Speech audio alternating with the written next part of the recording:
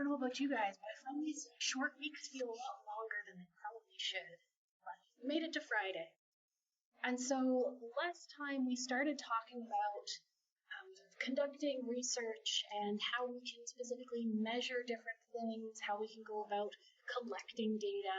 We focused in on different kinds of descriptive research, but we always kept referring to the fact that with descriptive research, you can't really assume that you've found a causal relationship. And that's been sort of holding us off until we finally get now to experimental research. And this is going to be where we finally get to talk about cause and effect relationships, where we can look at a causal relationship between two different variables. And so we're going to walk through what an experiment is, some different varied upon experiments and things like that. So we're going to have quite a few terms, but actually most of these have kind of snuck into our vocabulary as we've worked through this course.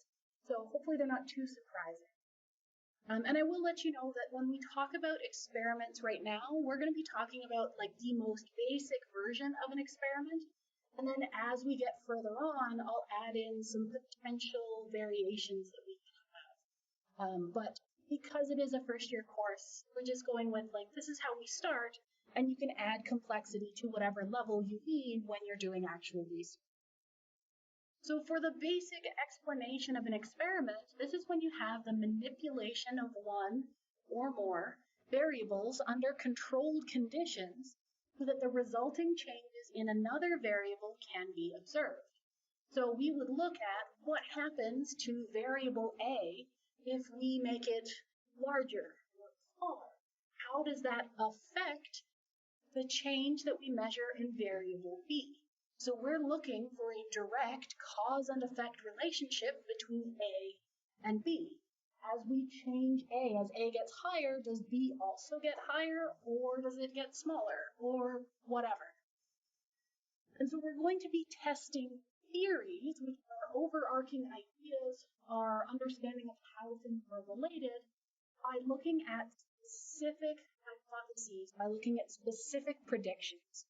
And we've kind of alluded at the definitions for hypothesis and theory already, but this is the slide where we actually concretely put it down on paper. And so we talk about a hypothesis as a tentative explanation or prediction about some phenomenon. So we can have this idea that if we increase A, then we'll also see an increase in B. That's our specific prediction, that's the hypothesis for our experiment. Now we derive our hypotheses, we get these predictions based on a theory. And the theory is a set of formal statements that explain how and why certain events are related to one another. So our theory is our basic understanding of how A and B are related. So based on what we think we know about A and B, we would predict or hypothesize that increasing A should also increase B.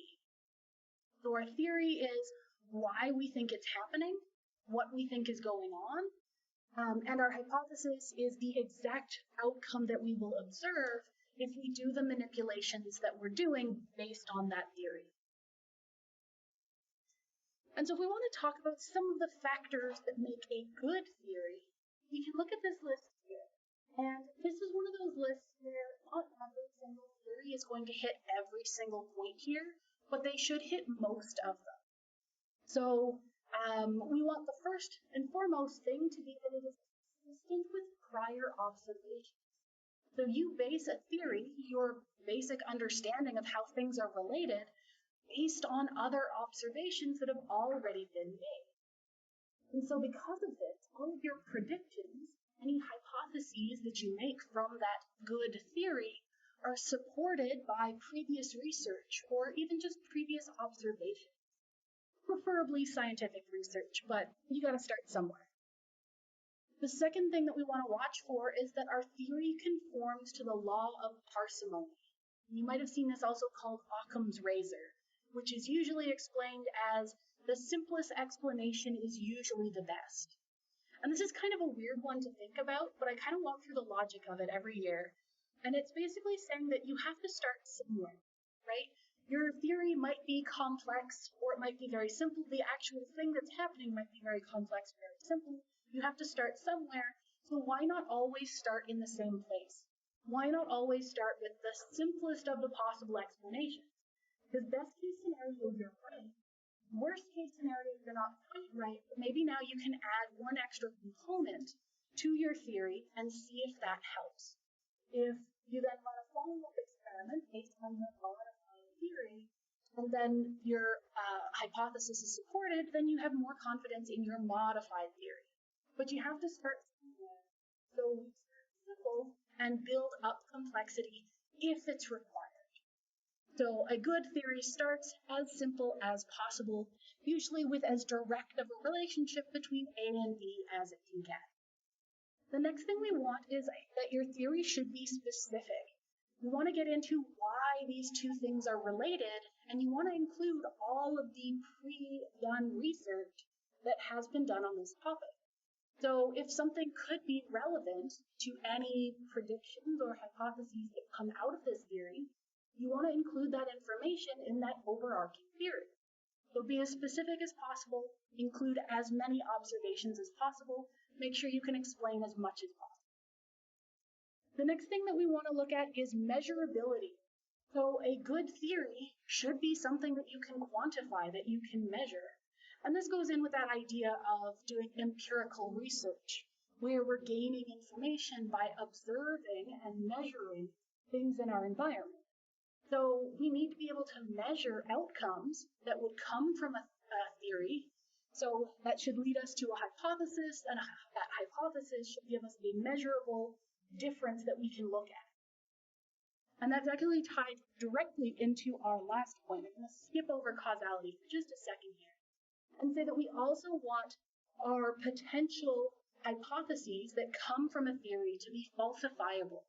So there should be some kind of results that could exist that would tell us that our theory is wrong. For both that measurability and falsifiability, there are statements that can be made that on the surface look like theories, but in fact, they don't have anything concrete that can be testable and then falsifiable. So those are things that you can't quite quantify. So this thing is the best thing. Or even a lot of people look at theories about aliens as troublesome because there's no evidence that would show that they can't exist. So it's not quite a scientific theory until such a time as that evidence can exist based on these ideas. And then our last point, which is actually the second last on the list, is that idea of establishing causality. When you're putting together a theory, you're trying to explain why A causes B. What's that relationship and what direction is it going in? And you will notice that there's an asterisk there, and that's because it's not always possible to be certain about the direction. So that's one of those where if you can have it, that's ideal. But a lot of times we don't quite know what's driving a situation, and that can be okay too. All right, so next we have our different kinds of variables. And this is another one of those things where we've talked about these ideas without actually naming them yet. So you've probably heard the terms independent and dependent variable. And that's how we will now refer to what I've been vaguely calling A and B. But our independent variable, or IV, is the variable that we are manipulating. It's the thing that we as an experimenter are controlling. It's the thing that we think will have an effect on the other variable. And my way of remembering this is that the independent variable doesn't change for anyone except the experiment. So it's not going to be manipulated by other things. It should only be under the experimental's control, so it is independent. On the other hand, our dependent variable, or DV, is the variable that's affected by that manipulation. So we've made a change to our independent variable, and our dependent variable should change accordingly because of that level of our independent variable. So another way to put it is that the dependent variable changes depending on the level of the independent variable. And I find that one easier to remember because I always say that the dependent variable depends on the independent variable.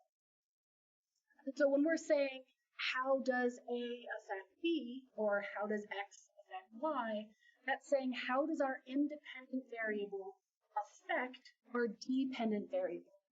You could also say how is the dependent variable affected by the independent variable, but then this, you don't necessarily need to go that far. Our next thing to consider are extraneous or confounding variables. They typically use confounding variables, but I think the textbook uses them both, maybe. And this is, again, sort of a preference thing, but these are just uncontrolled events that can affect our dependent variable. This is the extra stuff that can be happening in the background that isn't being actively manipulated in our experiment, but can affect our outcomes. So if we think of something like, I use the example of songbirds singing, because that's what I know. And so we want to look at if we can get birds exposed to, say, either morning sun or afternoon sun, will they change their amount of singing? So our independent variable is our time of day. We're going to manipulate when they're exposed to the light, and we're going to record their vocalizations. We're going to measure how many songs they produce as our dependent variable. And from experience, I know that songbirds sing most songs. First thing in the morning, that's when they sing. And then in the afternoon, they tend to sing a lot less. So we would say that our dependent variable has changed based on that level of independent variable. However, another thing I have learned is that songbirds will change their songs dramatically between seasons. So what if it's spring? It's spring, they tend to sing a lot more all the time. And then in the fall, they sing a lot less, again, all the time. So we have an extra or confound variable snuck in there, where if you were conducting this experiment throughout the year, you would have very dramatic swings in your data because of something else going on.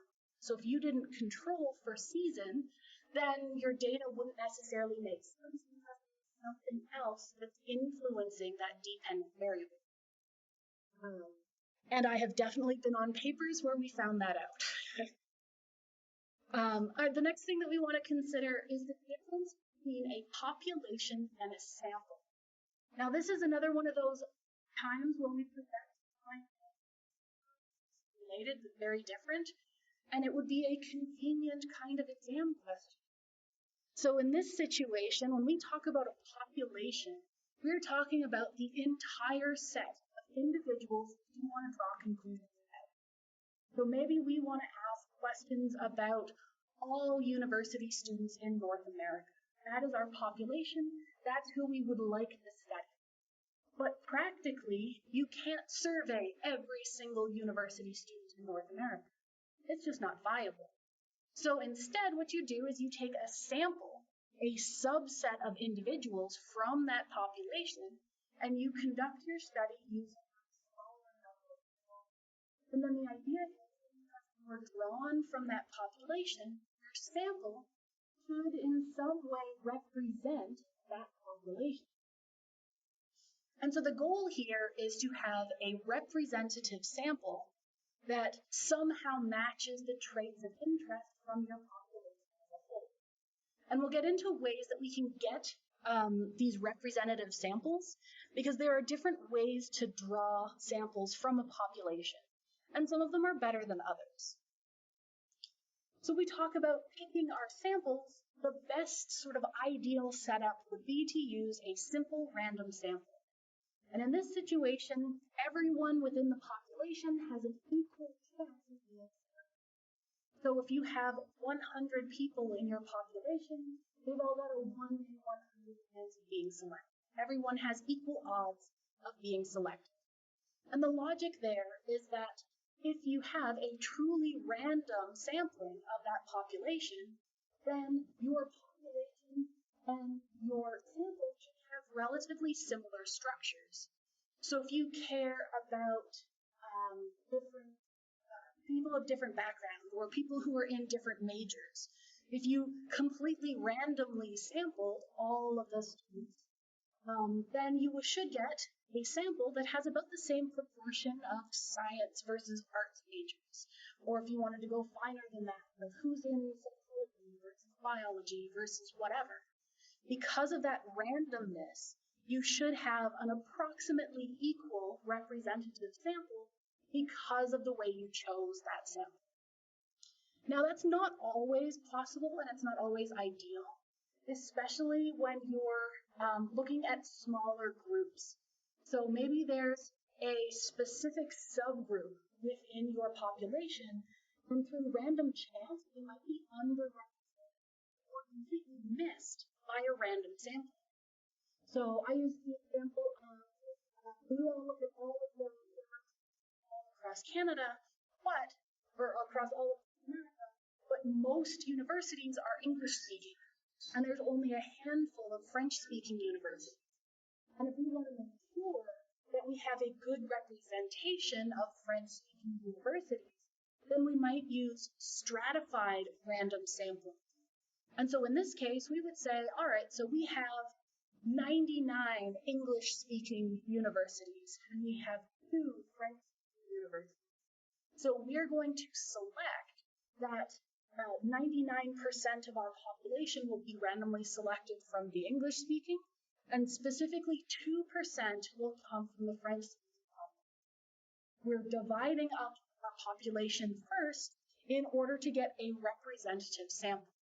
So this is mostly used when you have those very small groups that might be missed, or if you're really, really concerned about making sure that your group sizes match your population divisions. And that can become more problematic, especially if you're taking very small samples, because with statistics, as you take smaller and smaller samples, there's more potential for error.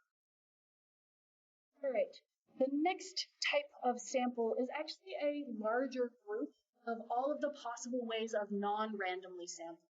So convenience sampling is actually a type of non-random sampling. So it's not necessarily its own separate thing. It's falling under non-random, but it is one of the most common non-random, so it gets lumped. So with non-random samples, as you might guess, there's some kind of constraint that has happened, and not everyone has equal chances of being in the sample. This is what most research is, not because we don't want it to be representative, but because we're usually restricted to what we have available to us or what systems exist in order to draw samples. So we get as close to random as possible, but most samples will fall under a non-random category. But I can say with our questions, if I asked you about, or I tell you about a way that someone has collected or chosen their samples, we'll use sort of idealistic data. So we can have, we have everyone's phone number for the entire country magically, and we're going to call them all. That would be a good example of a random sample, or something like that. Another way we can do non-random sampling would be something like snowballing, which is basically when you are trying to study a very particular group, and that group is very, very hard to find. If you randomly sampled the whole population, you just wouldn't come across people who fit that category because it's so rare. So something like maybe the family members of someone who has cancer. It would be really hard to get enough people in that group with just random samples. So maybe what you would do is go to a local support group for families whose family members have cancer. And you'd ask them if they want to participate. And you could ask them if they have friends who might want to participate. And so as you get participants, you also get their friend groups, and their friend groups' friend groups. So that's that snowballing idea. So this isn't a random sample, it's far from it. But sometimes it's the only way to get people of a particular group interested in your research. So that's one of those, we do the best we can, and sometimes we're stuck being non-random, and that's okay. For our convenience sample, as you might expect, you work with what you've got. So as I mentioned, a lot of university psychology research is done on undergraduate students. We have access to a subject pool, and we'll use that because it's what we have. Sometimes that's possible, sometimes it's not, but in a lot of cases, there's at least some amount of convenience in a sample selection. All right, and so this was all about getting a representative sample. So this is the definition of a representative sample, and we're saying that it's a sample that reflects whatever important characteristics of the population that you're interested in. So with our French-speaking versus English-speaking university students, the primary language of that institution was the characteristic we cared about. So that's what we would focus on in our breakdown of the population. We could also break down based on cities and want to proportionally represent each major city in Canada, or whatever. You can divide these things up however you think is relevant for your research. And so random sampling is that method of sampling where every member of the population has an equal probability of being chosen, and because of that random approach, you should statistically mostly get a representative sample. And we talked about the weird cases where it doesn't quite work out, but that's all right. And for those who are visual learners, this is a representation of a random or a representative and unrepresentative sample. We have our larger pie chart is our population, and there are A through H groups. They can be whatever. And then on the bottom, we have our representative sample. And our groups, A through H, are about the same size and shape as the ones from the original population.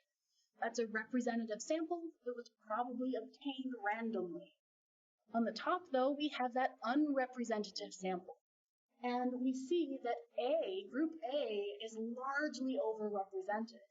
So maybe group A somehow ended up being either through statistical things, where sometimes with small groups you end up with biases, or maybe it was something about the method that they used to get that sample. Maybe that's the group of people who are more easily attracted by their advertisement, or people who are more likely to answer their phone and do a survey. So there are different factors in your sample collection methods that can affect that distribution there. That's something that we want to be critical of if we're doing research, but also when we're reading research, because these are things that we want to keep in mind. If our sample isn't a good representation of the population, we're not going to be as confident that the findings that we got for our sample could be applied or generalized to that larger population. And that's one of the things that you want to do. Like, you've taken a sample specifically because you can't test that whole population. So if you then can't apply the results from your sample back to the population, it kind of defeats the purpose, at least sometimes.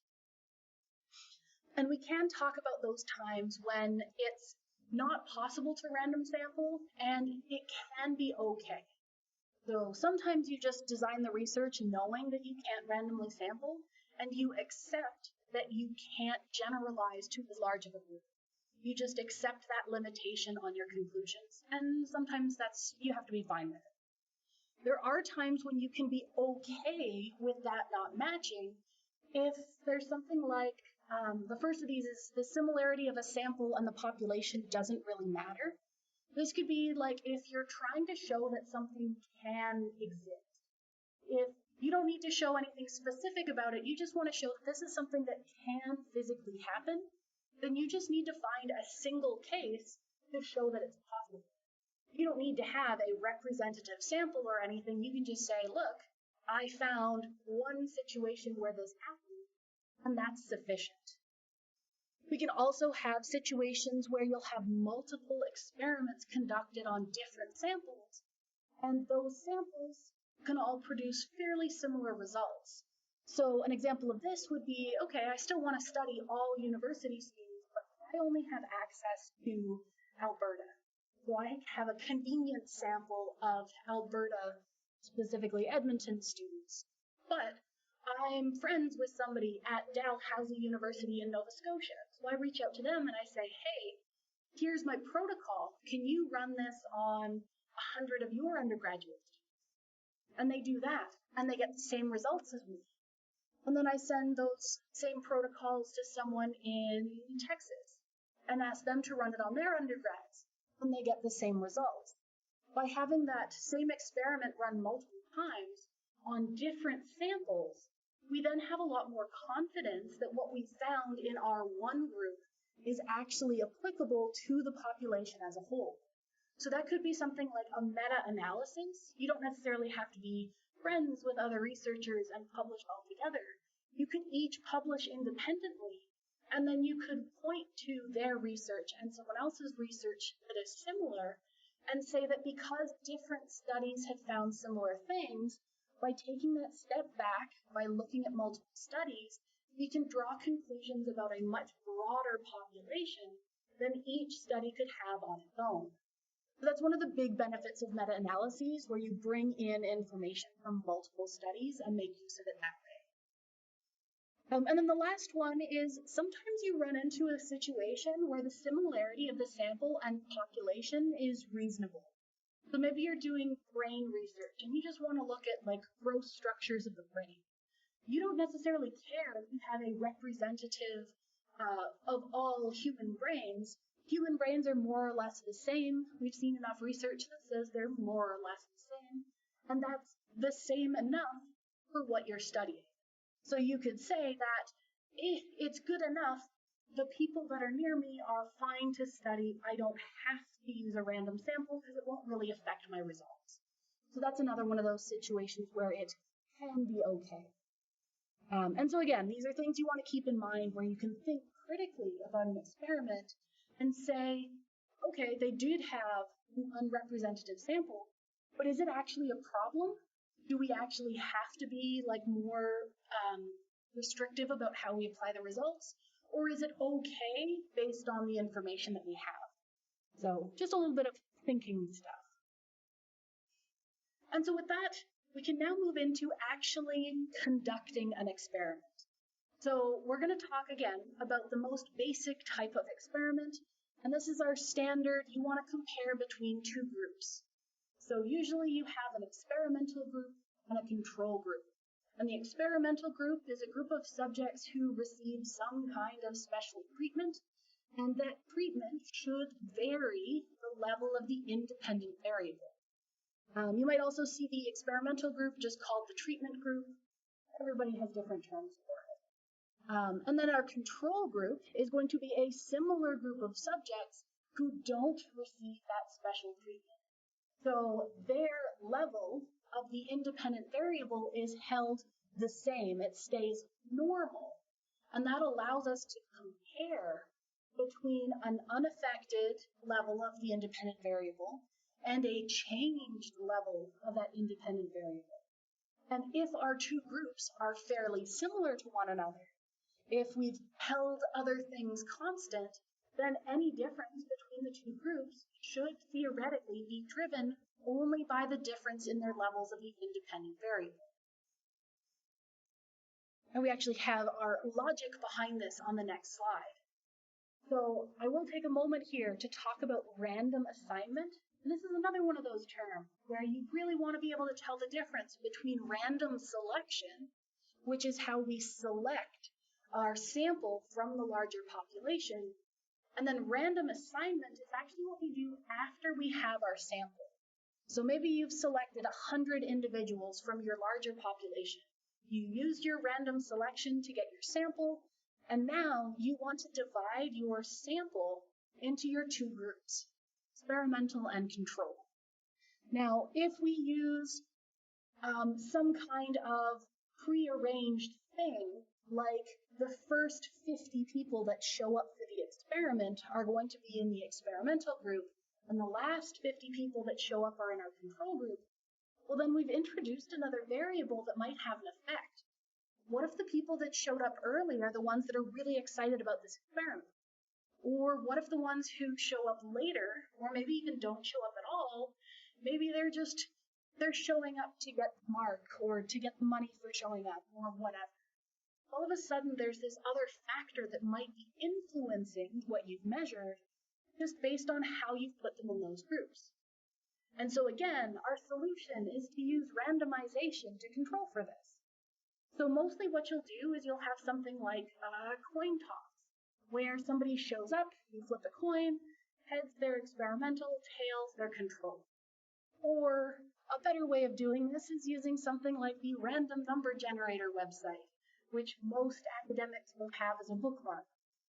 And you can say, all right, I need 100 numbers or 100 instances.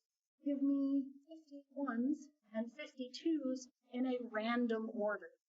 And you can have half assigned to experimental and half to control.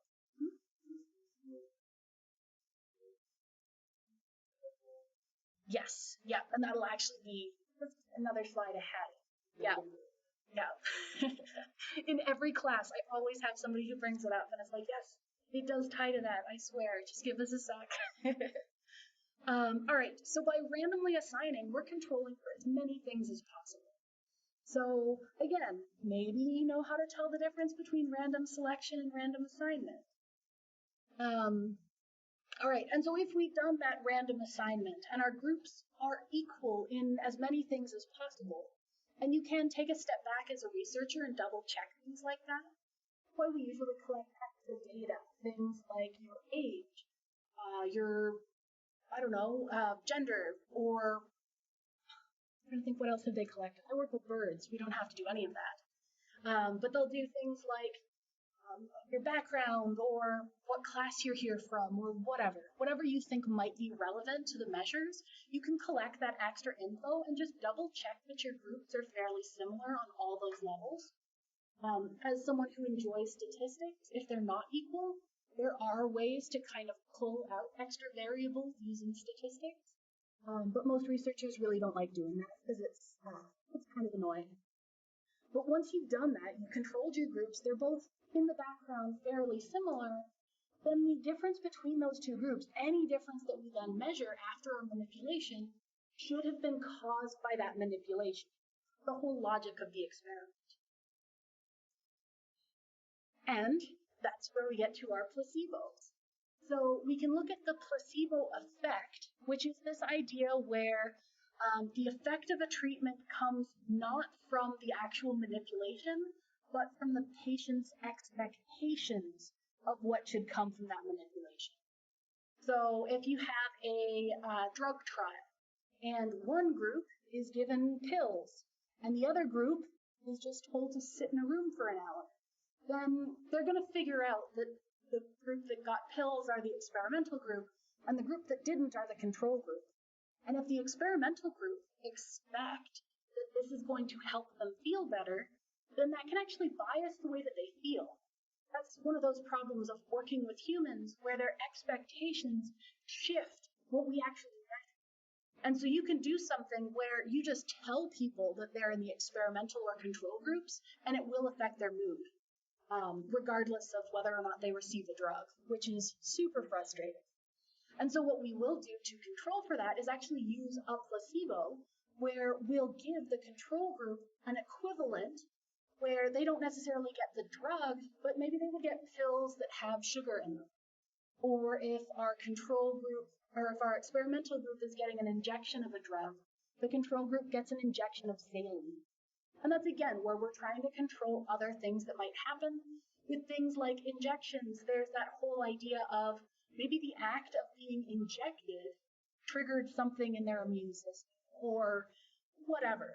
So by controlling as many things as possible, like the method of delivery and all of that stuff, we're controlling as many of those potential extra pesky variables as possible. So placebos are a great way for us to make sure that the control group doesn't know they're a control group. All right, so next we're going to get into some of our variations. We've covered the basics. We have a pretty good grasp on experimental setups, but now we're going to make it just a little bit more complicated. So what we've been talking about so far is actually this one here. The top is a between groups or between subjects design.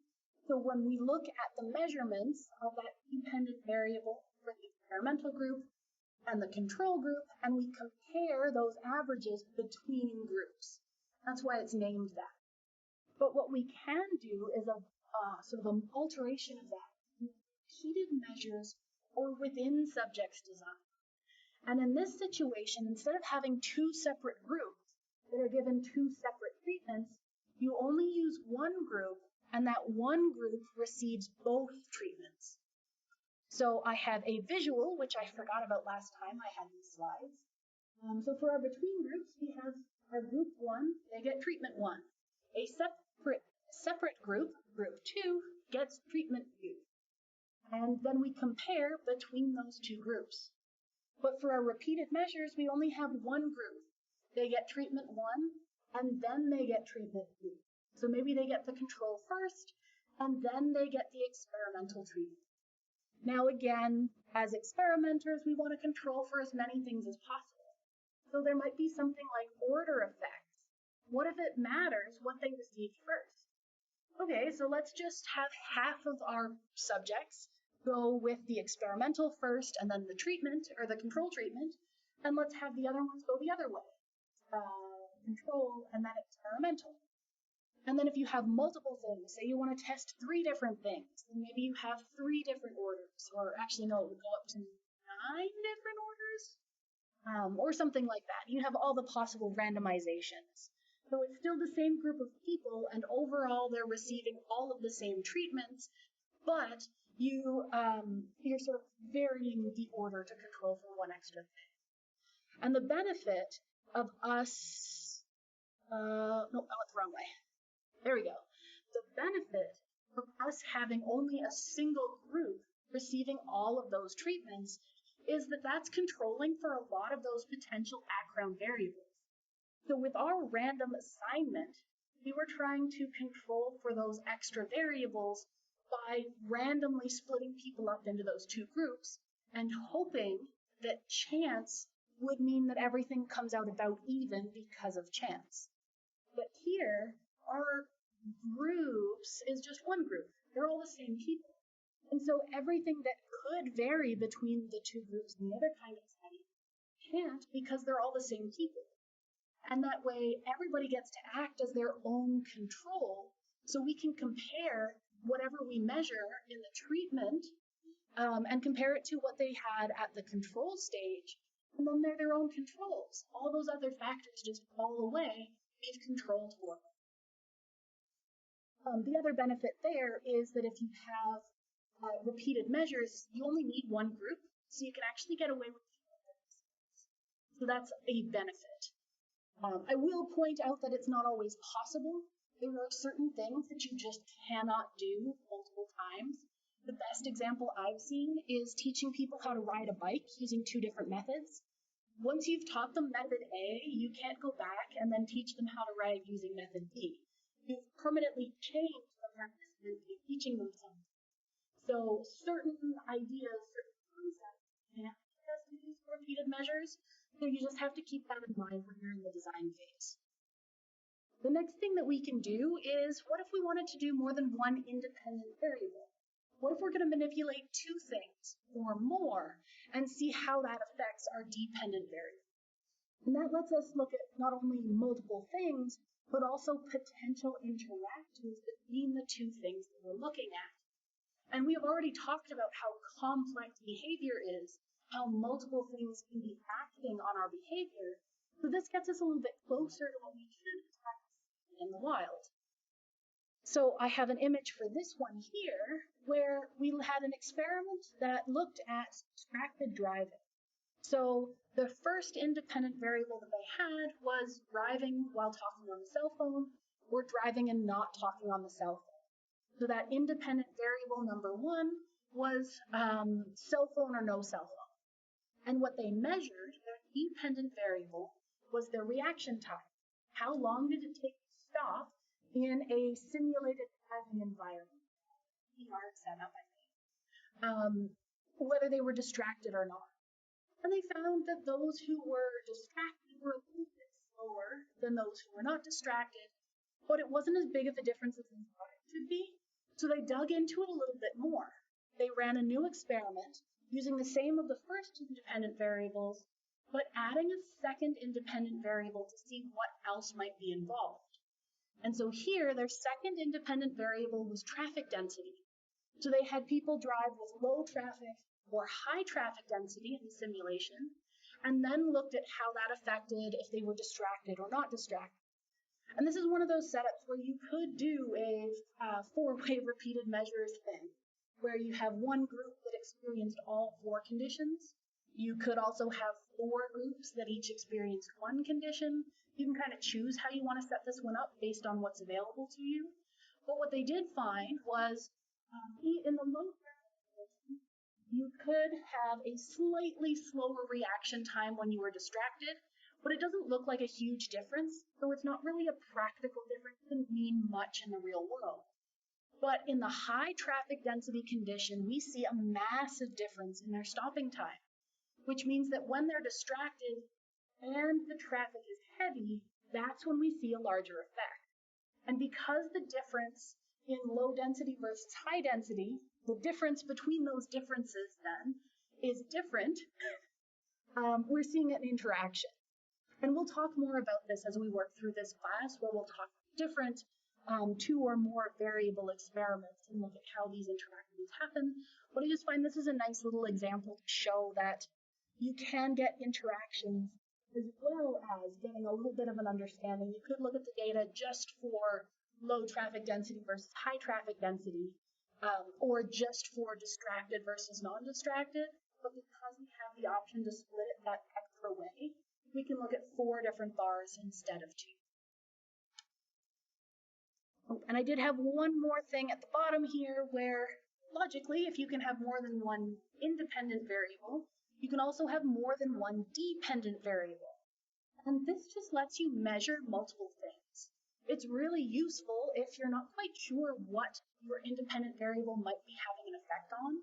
So maybe they were measuring stopping time, but they wanted to look at other stuff that might be affected by distracted driving. So maybe they also looked at how often they check their mirrors, or how variable their speed was, or whatever. By looking at the effect on multiple potential variables, you get a better picture of what might be going on. And again, that gives us a better idea of what's going on in real life, because real life is a lot more complicated than our experiments. And that brings us to our advantages and disadvantages. Our big advantage of experimental research is that cause and effect relationship. We have causal evidence that A is triggering a change in B, and that's one of the only ways that we can get this. But the disadvantages are kind of the stuff we've already talked about. There's that artificial nature of experiments. We're controlling so many other factors that we're getting further and further away from behavior in the natural environment. So sometimes an experiment might not even be directly applicable to real life because we've been told for so many things. So sometimes there have to be sort of bridging experiments that get it closer and closer to real life and meld with some observational stuff, and it gets complicated. So we just need to keep that in mind. We also have ethical and practical issues. There are certain things that you physically cannot manipulate, and there are things that you should not manipulate. So if we wanted to look at the effect of malnutrition on children growing up, you can't assign some children to be malnourished. That's not ethical. So what you would have to do is rely on a correlational experiment, or not an experiment. You look at a descriptive study that uses a correlation between things like what your level of metabolic intake was when you were younger versus whatever trait you're interested in when you're older. So there are things that you just cannot use experiments for, and sometimes that has to be okay. And so that's where we're going to cut off for today. In Monday's class, we're going to start talking about what do we do with our results, what do they mean, how do we apply them, and so on and so forth. So I will leave us there, and if you have